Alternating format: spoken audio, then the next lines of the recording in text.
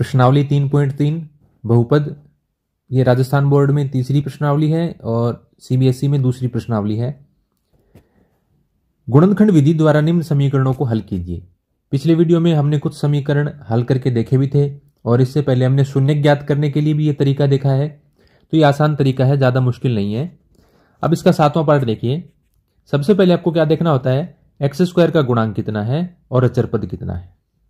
X square का गुणांक 3 और अचर पद 2, दोनों को गुणा करके देखो कितना आता है, 6।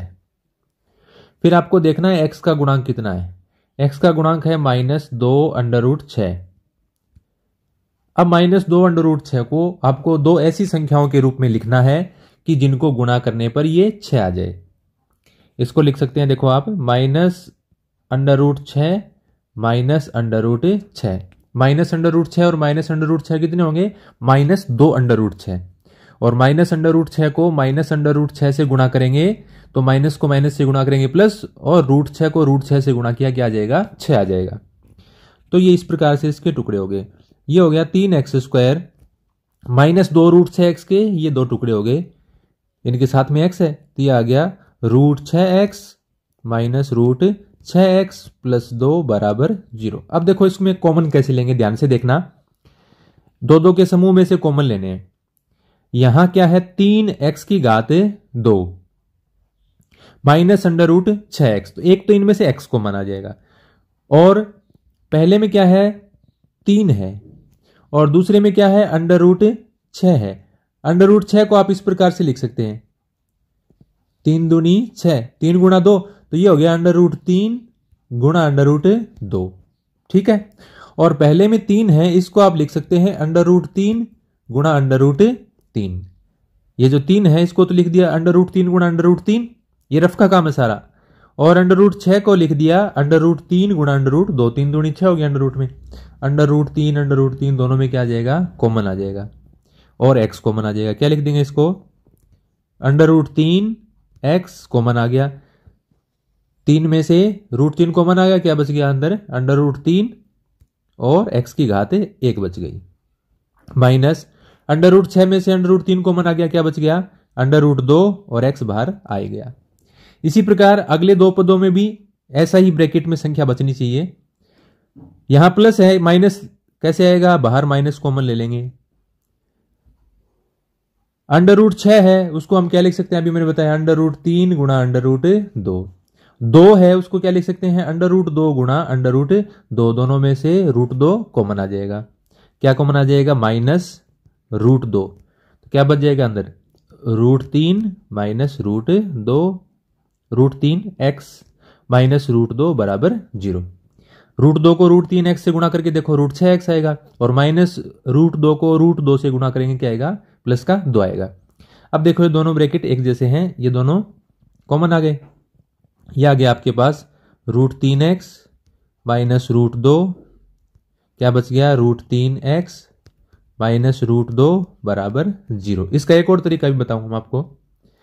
दोनों ब्रैकेट एक जैसे हैं, तो दो ब्रैकेट या दो संख्याएं दो पद गुणा में हो और बराबर 0 कब आता है, जब दोनों में से कम एक तो 0 के बराबर है। दोनों को 0 के बराबर रख देंगे। वैसे दोनों एक जैसे हैं तो मान भी दोनों क्या आएंगे, एक जैसे ही आएंगे। √3x माइनस का √2 दाएं पक्ष में लेंगे, किसका हो गया, प्लस का। अब ये क्या आ जाएगा, √3 गुणा में है x के, ये कहां चला जाएगा, बट्टे में, या इसको आप ऐसे लिख सकते हो, दोनों के अंडर है तो ये √2/3। इसी प्रकार इससे भी दूसरा मान क्या आ जाएगा, √2/3। ये दोनों मान हो गए। इसके अलावा इसका दूसरा तरीका मैं आपको बताता हूं कैसे कर सकते हो आप इसको। ये एक पद की होल स्क्वायर है, कैसे है देखो, मैं इसको थोड़ी जगह साफ कर लेता हूं यहां से।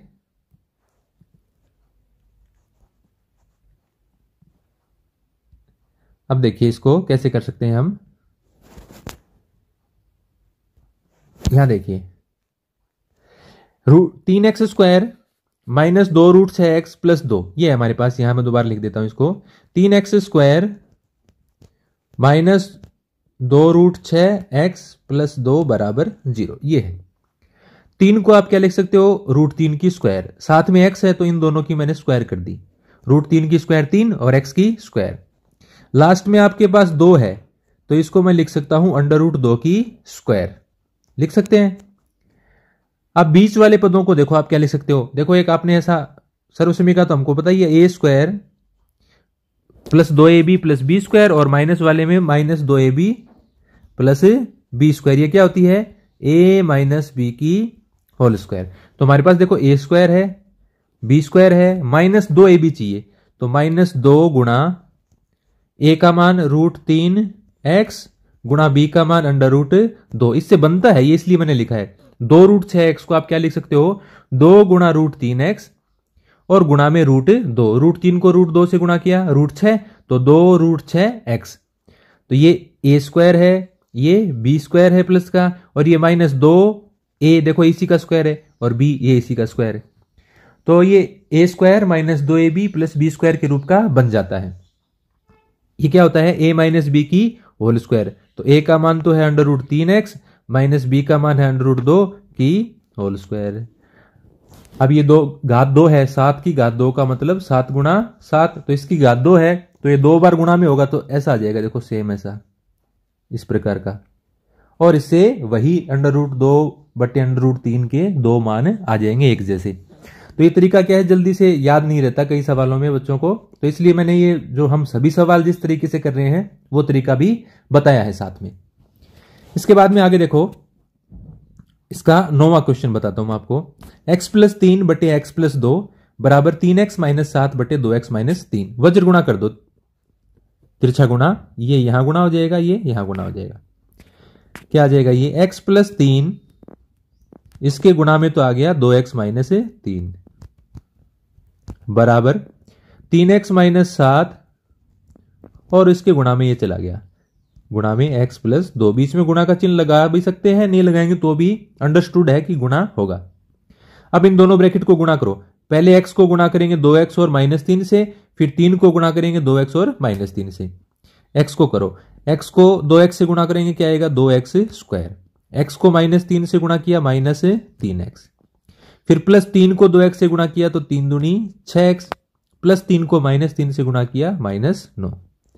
दाएं पक्ष में 3x को गुणा करो, पहले 3x को x से गुणा किया 3x स्क्वायर, 3x को 2 से गुणा किया प्लस 3 दूनी 6x, माइनस 7 को x से गुणा किया माइनस 7x, माइनस 7 को 2 से गुणा किया माइनस 14। क्या आ गया ये देखो, एक तो देखो ध्यान रख लिया करो 6x से 6x कैंसिल हो रहा है, सरल हो जाता है। फिर ये भी प्लस का है, ये भी प्लस का है, लेकिन दोनों क्या है, एक बाएं पक्ष में एक दाएं पक्ष में। इनमें से किसी को भी दूसरे पक्ष में ले जाओगे माइनस का हो जाएगा, और माइनस 6x प्लस 6x 0 हो जाएंगे। और क्या हो गया देखो, यहां 3x स्क्वायर है, यहां 2x स्क्वायर है, तो या तो सभी को बाएं पक्ष में ले आओ अब, या सभी को दाएं पक्ष में ले जाओ। अब मैं देखो सीधे तरीके से बताता हूं आपको। यहां 3x स्क्वायर, सबसे पहले हम x स्क्वायर का पद लिखेंगे बड़ी घात का। ये 2x स्क्वायर आप दाएं पद में ले जाओगे तो 3x स्क्वायर में से 2x स्क्वायर घटाओगे, x स्क्वायर प्लस का बच जाएगा। क्योंकि आप फेमिलियर हो, मतलब आपको ऐसा लगता है कि यदि पहला पद प्लस का है तो आप आसानी से वैसी समीकरण आप बार बार देखते हो सवालों में। यदि इसको इस तरफ ले आओगे आप, तो 2x स्क्वायर में से 3x स्क्वायर घटाओगे माइनस x स्क्वायर आएगा। फिर आपको पूरी समीकरण को किससे गुणा करना पड़ेगा, माइनस से गुणा करना पड़ेगा। ठीक है, तो जैसे आप करना चाहो वैसे कर सकते हो। मैं इनको दाएं पक्ष में ले जा रहा हूं, यहां सिर्फ छोड़ूंगा मैं 0। दाएं पक्ष में देखो क्या है, 3x स्क्वायर, और यहां से 2x स्क्वायर जाके किसका हो जाएगा, माइनस का।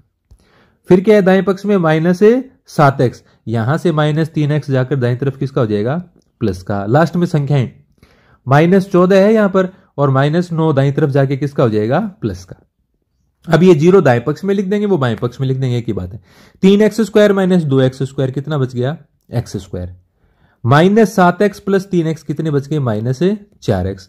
माइनस 14 प्लस 9 कितने बच गए, माइनस 5 बराबर 0। अब ये हमारी एक द्विघात समीकरण बन गई, और इसको हमें सरल करना है। कैसे सरल करते हैं, वही तरीका जैसे अपनाते हैं, वही तरीका हमारे पास। जैसे एक्स स्क्वायर का गुणांक कितना है, 1। अचर पद कितना है, -5। 1 को -5 से गुणा किया -5, और बीच में x का गुणांक कितना है, -4। -4 को आप ऐसी दो संख्याओं के रूप में लिखेंगे कि गुणा करने पर क्या आ जाए, -5 आ जाए। कैसे लिखेंगे, -5 प्लस 1। -5 और +1 कितने होते हैं, -4, और -5 को 1 से गुणा करोगे क्या आएगा, -5। तो ये क्या आ जाएगा आपका x स्क्वायर, इसके 2 टुकड़े -5x प्लस 1x, तो x लिख दिया, -5 बराबर 0। x कॉमन आ जाएगा, क्या आ जाएगा, x -5, ये x -5 है ही, तो इसमें क्या कॉमन आएगा, 1, x -5 बराबर 0। 1 क्यों, x को गुणा किया 1 से, 5 को गुणा किया 1 से, दोनों के गुणा में 1 लिख दो, कोई फर्क नहीं पड़ता, 1 कॉमन आ जाएगा। अब इनमें x -5 कॉमन आ रहा है और x प्लस 1 बराबर 0, इन दोनों को 0 के बराबर रखोगे, x -5 बराबर 0, तो इससे तो x का मान आ जाएगा +5, और दूसरा x प्लस 1 बराबर 0, +1 दाईं तरफ ले जाओगे माइनस का, इससे आ जाएगा x का मान -1। तो इस प्रकार से हम हल कर सकते हैं। अगली वीडियो में हम इस दूसरे जो गुणनखंड विधि से हल करना है, इसका दूसरे सवाल का 10वां और 11वां पार्ट हल करेंगे।